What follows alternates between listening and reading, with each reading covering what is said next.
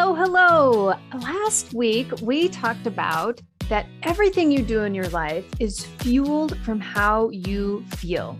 And I asked you to start to pay attention to how you feel in your life, how you feel about your relationship, how you feel about you.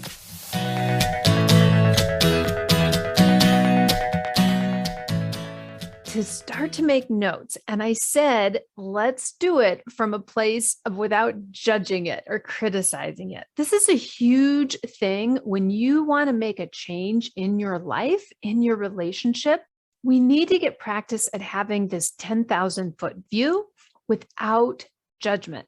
So today we're going to get a little bit more into this idea of how to have some space, to make some space between what is actually happening. How is it that you feel? If you're feeling terrible, we want to give ourselves some space to be able to understand this a little bit and have some compassion. So we're going to get a bit nerdy today and talk about how the brain works to help create some of that space in your life.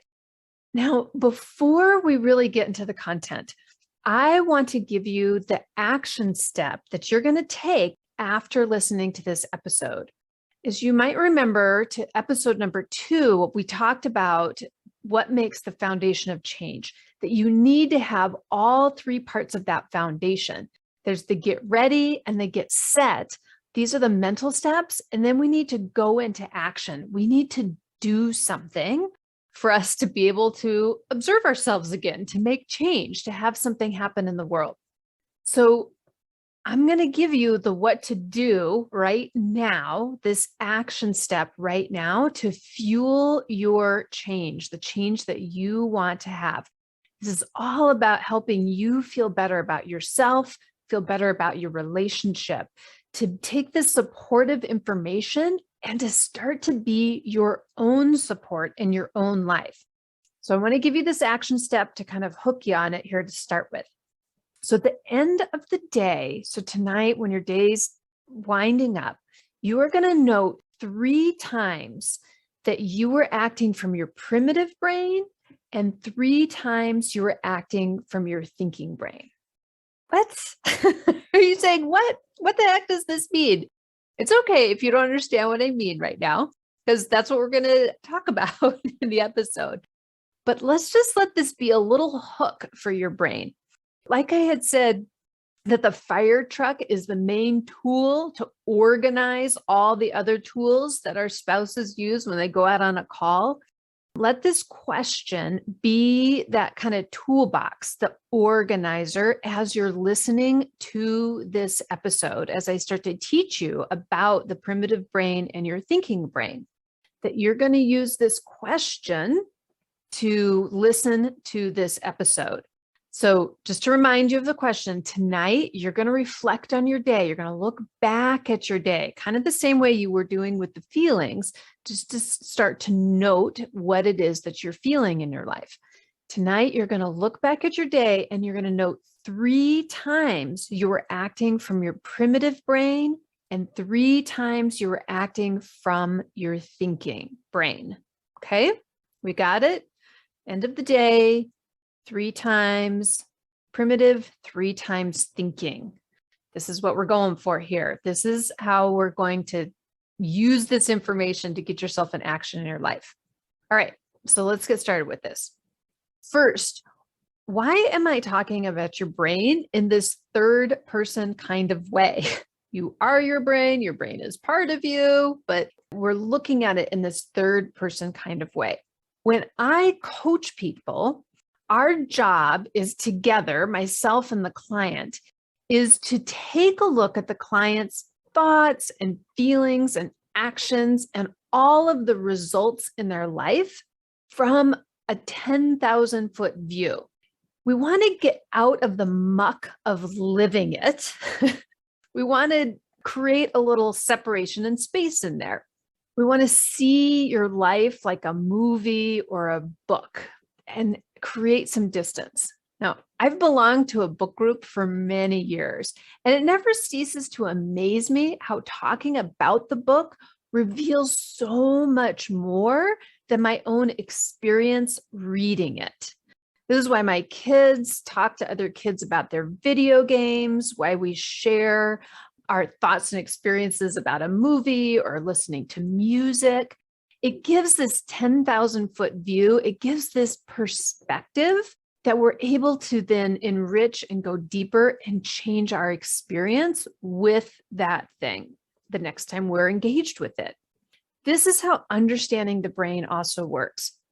In understanding the brain and kind of separating our brain from us to give that space for that 10,000-foot view, we want to understand how normal human behavior works. This is the lens that we can look at our life, that it isn't me doing things right and wrong or good or bad or the way I want it or don't want it. It's not about the judging ourselves or our life or our partners. It's really, we want to have this lens, one lens that we can look through is how does the brain, the normal human behavior work? We can create some space to have more of what we desire, more connection, more love, more compassion. In other words, we can actually experience our dream life, not just be taking that picture for social media, right? Have it look pretty. It's about changing our experience of our life. Connection, love, and compassion for ourselves, our life, and our partners. So we want to get into these nerdy topics. The other reason why is I just kind of like these nerdy topics too, and perhaps you will too. It really helps me to take that judgment away from myself so I can have that perspective, make that change that I really want to see in my life. To go from just having my life operate on this autopilot, fast, out of control way to slowing things down, bringing it in control, bringing in more connection, love, and compassion. All right. Remember, tonight, 3 times, we're going to note primitive brain or thinking brain. So what are these? What are these 2 parts of our brain? So your primitive brain, this is the area of your brain that controls your automatic systems. It's the quick reactive part of your brain. It's the part of your brain that is driven by survival. So here are some of the kind of components, some things that you see that operate from what we call your primitive brain. You might have heard of fight or flight or freeze. There's danger and I want to fight it, or I want to run away from it, or I get frozen in this danger situation. There's a lion. I'm going to do one of these things. The primitive brain is also about belonging, being part of the group, part of the tribe. And again, this goes back to the idea of safety. Humans are kind of tribal, we're a group. We're not a lone animal that goes off into the wilderness, has a baby, and then like sends it off. And, you never come together with another one of your type of animal until you need to procreate, right? This is not how humans are. Humans, we're pack, right? We're part of a pack, we're part of a group, we're part of a tribe. So your primitive brain really is seeking that because it's about the safety, right? Your primal needs, basic needs, which is also then goes in this other one. There's a lot of urges that come out of our primitive brain, especially around things like food and reproduction. You think about, how urgent we feel around eating food. And there's there's lots of things to talk about in there where you have your sugar, dopamine hits, right? There's these processes that go on that are there because at a very primal part of us, we need food. And so high sugars, high fats, they really feed into that primal part of our brain because the more we have those, the more we're going to survive, right? That's how the primitive part of our brain, it doesn't know that we live in a society, in a world that we have a lot of food and we have a lot of ability to consume a lot of calories. Same with reproduction, right? Very primal. There's this primalness around reproducing. So there's urge around it. I mean, you can really see this. I've got teenage kids, right? There's a lot of urginess around their sexuality because it's part of our humanness. The other pieces that go into the area you can think of from your primitive brain is a desire to conserve energy. So if we use, our animals, you look at their brains are very primal, very primitive, and they sleep. Actually, as I'm recording this, I'm looking at my cat and my dog are both asleep in the room with me right now. I'm just hoping they don't some noise happens outside, the dog starts barking, but they are just totally asleep for so much of the day. And really, it's so that they're ready when something important happens, when the lion comes, when food comes by, right? To turn that energy on when they need it and turn it off. So we as humans do this too. This is where tendency towards ease, making things easy for laziness, maybe is the way that we put judgment on it. The tendency to want to conserve energy, which is also the last area I'm going to put into this for you to think about, are habits. Our primitive brain likes things to be habitual. If it's a habit you like or desire, or a habit you don't like or desire, when we move things into a habit way of being, it conserves our energy. Our thinking part of our brain needs a lot of energy. It consumes a lot of energy. Our brain, it consumes about 20% of the calories that we need in our body. So it's very energy burning. And so the more we don't have to think about something, right? That I just brush my teeth in the morning. I don't have to make a decision about it every day. I don't have to plan it, figure out how to do it. The more things that fall into habit, the more our primitive brain likes it. So it does like to pull things into habit without us even noticing.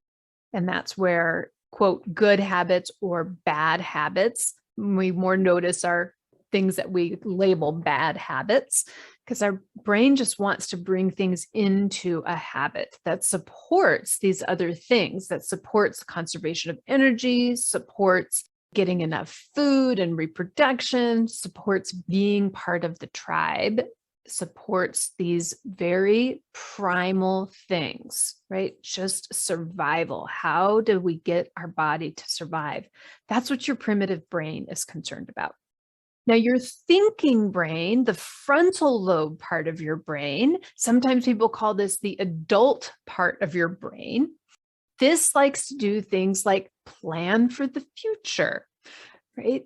This is the part that helps you save money or decide, I don't need to eat a second piece of cake because in the future, I'm going to regret it, even though my primitive brain is like, yes, consume all of the calories that you can right now. Your thinking brain is the part that has pause when your spouse comes home from that 24-hour, 48-hour shift and is behaving in a way that you don't like. It gives you a moment to say, hang on, give them some space, right? Give me some space. Let's bring this transitional time. How do we want to do this transitional time? Do I want to start yelling at them because they came in 3 hours later than I expected, or because I'm exhausted and I want to help with the kids and they're not able to do that quite yet? Whatever it is, right? Your thinking brain is able to help you plan more for the future, to know this is just this one day. My feeling of connection and love is what's most important to me. That bigger picture kind of work that future planning does. Your frontal lobe also, it's the area of your brain that makes meaning out of an experience, makes meaning out of what time that spouse gets home, or how much time you do or do not spend together. It makes meaning out of whatever it is that's happening or not happening in your life. Your thinking part of your brain is also the part that controls purposeful movement. The difference between going out for a run versus running away from the lion. There's purposeful movement, things you do on purpose, versus that just primal part.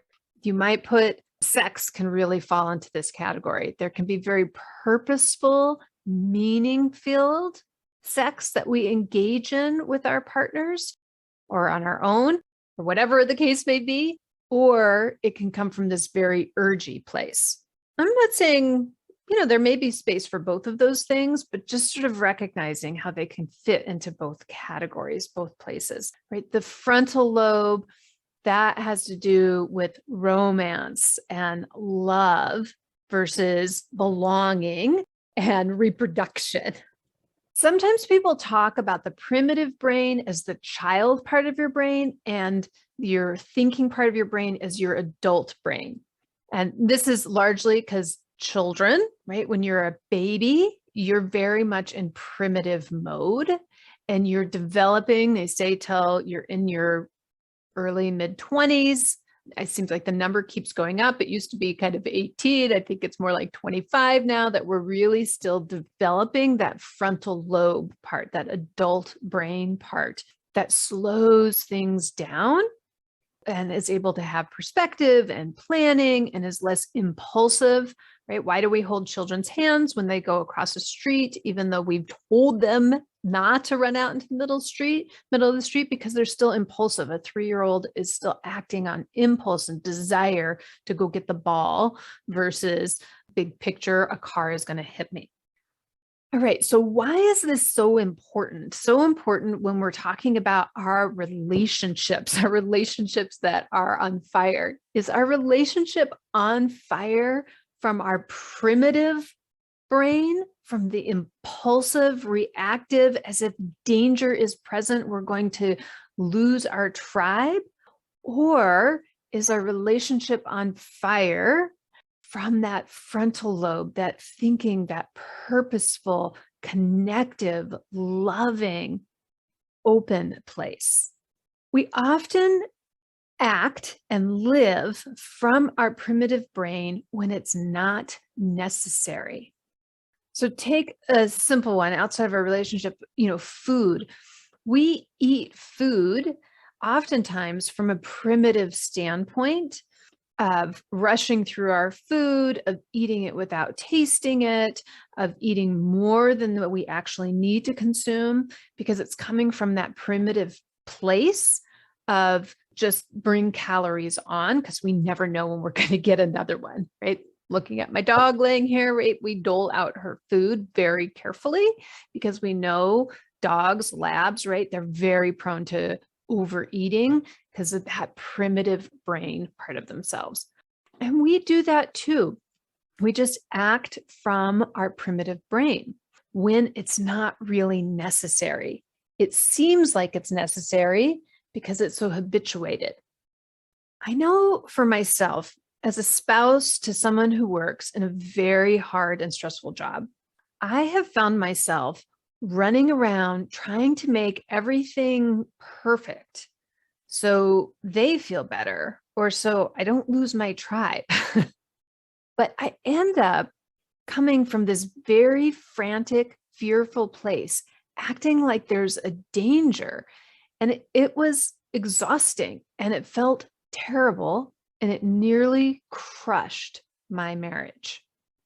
My spouse would come in, have their own feelings about coming back into the family or whatever it is that went on for work. They were having their emotional response to their own life. And I would see this information as like a danger that I need to fix. It's a problem I need to fix, that maybe they're unhappy or feeling this way. And I should either fix them from feeling this way or fix myself or fix what's happening in the marriage so that they don't feel this way and act this way. It came from this very primitive part of my brain. And maybe you identify with that too. It isn't until slowing down and starting to see these systems at work from that 10,000-foot view to give space to use my adult brain to bring curiosity and love and compassion so I could let go of the worry and overwhelm and frantic disconnection, not judge myself for it, but to gain an understanding of it, to gain compassion that I was acting from this primitive brain place instead of from this frontal lobe, bigger picture kind of place. This is what taking this view, bringing ourselves out a little bit can help us do. So you can let go. We want to have a letting go of this worry, overwhelm, frantic, fiery relationship versus a warm, lit up, compassion, curiosity, loving relationship. Going back to our framework, where are you now? Where do you want to go? And then take an action. Do you remember the action that you're going to be taking tonight? We want to create this space to see the place between how your brain is operating from primitive thinking, primitive way of being versus your frontal lobe thinking. You bop between your primitive brain and your frontal lobe thinking brain hundreds of times throughout the day. Your job tonight is to note 3 of each of them with compassion, with openness, with curiosity, right?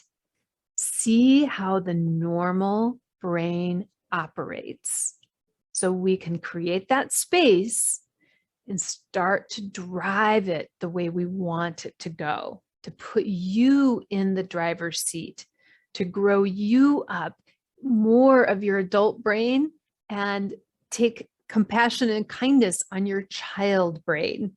It's there trying to protect you and do things in this frantic way, but you're more mature than that now. You are growing up. You're growing up yourself. You're growing up your relationship.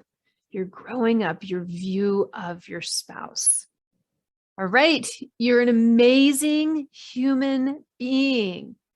You're an amazing person for just this relationship, this perfect relationship that you are in right now. Be committed, be present, show up with curiosity and love for yourself and your spouse. And I will see you the next time when I teach you about how to get your partner to stop doing that thing that lights up your primitive brain and gets you going. Okay, note those 3 times. Thanks so much for listening. Make sure you subscribe on your favorite podcast app so you can get every episode. And when you are ready to be in action, come find us. Facebook, Instagram, or our website. It's all the same name, relationshipsonfire.com. We've got that S on there. There's lots of us having relationships. So relationships with an S on fire.com. Thanks so much. Saying goodbye, your fire and water gal, Cori Myka. See you next time.